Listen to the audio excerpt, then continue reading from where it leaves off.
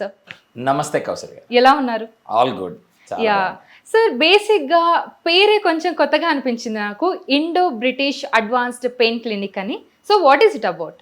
So first of all ఇందులో మీరు కనిపిస్తూ ఉంది ఇండో బ్రిటిష్ అనేది, దాట్ సిగ్నిఫైస్ మై ట్రైనింగ్ అండి. సో సగం ఇండియాలో చేసాము, మెయిన్ పెయిన్ ట్రైనింగ్ అంతా బ్రిటిష్ ఇది ఉంది. సో ఇప్పుడు ప్రాక్టీసింగ్ అంతా ఇక్కడ కాబట్టి ఇండో బ్రిటిష్ అనేది.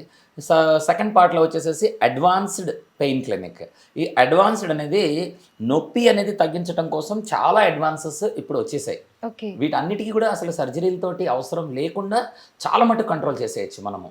సో ఆ అడ్వాన్స్డ్ టెక్నాలజీస్ ఏవైతే ఉన్నాయో నొప్పి తగ్గించడానికి కావాల్సిన టెక్నాలజీస్ అన్ని వాడే క్లినిక్ కాబట్టి ఇది అడ్వాన్స్డ్ పెయిన్ క్లినిక్ అయ్యింది మనకి ఇప్పుడు. ఓకే, సో ఇందాక మీరు అన్నట్టు కూడా అడ్వాన్స్డ్ టెక్నాలజీస్ చాలా ఎక్కువైపోయాయి. దాంట్లో ఇప్పుడు సర్జికల్, నాన్ సర్జికల్ వచ్చేసింది. సో మీ దగ్గర నాన్ సర్జికల్ మెథడ్స్ ఏవి ఉన్నాయి? చాలా రకాల నాన్ సర్జికల్ టెక్నిక్స్ ఉంటాయండి. సో ఇప్పుడు మనకి నొప్పులు చూసుకుంటే చాలా రకాల నొప్పులు ఉన్నాయి. అందులో మీరు ఒక నొప్పిని తీసుకుంటే ఆ నొప్పికి స్పెసిఫిక్గా మనము అడ్వాన్స్డ్ పెయిన్ ట్రీట్మెంట్స్ అనేవి చెప్పొచ్చు. సే ఫర్ ఎగ్జాంపుల్ ఇప్పుడు మనము బ్యాక్ పెయిన్ అని మీరు చెప్తా ఉన్నారు. ఇప్పుడు బ్యాక్ పెయిన్ అనే దానికి అడ్వాన్స్డ్ టెక్నాలజీస్ ఏముంటాయి? పాత రోజుల్లో వచ్చేసేసి మందులు వాడేవాళ్ళు, ఫిజియోథెరపీలు చేసేవాళ్ళు. ఎక్సర్సైజులు కుదరకపోతే కనుక సర్జరీకి వెళ్ళిపోవాల్సి వచ్చేది. నొప్పి తగ్గకపోతే ఇంకా తప్పక సర్జరీ చేయించుకునేవాళ్ళు. ఇప్పుడు మనకి ఆ మధ్యలో ఎన్నో టెక్నాలజీస్ ఉన్నాయి. ఇప్పుడు అది మొదలు చిన్న చిన్న epidural steroid injections, nerve blocks అనే వాటితోటి మొదలు పెట్టుకుంటే ఆ ప్రాబ్లం ఎక్కడి నుంచి వచ్చింది అనే తెలుసుకోవడానికి ఇన్వెస్టిగేషన్స్ వచ్చేసాయి. చాలా అడ్వాన్స్డ్ ఇన్వెస్టిగేషన్స్. ఎంఆర్ఐ తోటి స్టార్ట్ చేస్తే చాలా పైకి వెళ్ళిపోతాము.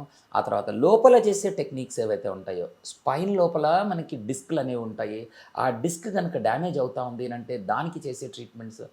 వెనకాల చిన్న చిన్న జాయింట్స్ ఉంటాయి, వాటికి అరుగుదల అనేది జరిగితే వాటికి చేసే ట్రీట్మెంట్స్. నర్వ్స్ ఉంటాయి వెనకాల, స్పైన్ వెనకాల. ఆ స్పైనల్ ప్రాబ్లమ్స్ ఏమన్నా వస్తే కనుక వాటి చుట్టూ చేసే ట్రీట్మెంట్స్. వీటన్నిటిని ఎక్కడైతే ప్రాబ్లం ఉందో అక్కడ ఆ టార్గెట్ దగ్గరికి వెళ్ళి ఆ ప్రెసిషన్ ఇంటర్వెన్షన్స్ అనేవి చేస్తే కనుక పేషెంట్కి చాలా మంచి రిలీఫ్స్ వస్తూ ఉంటాయి.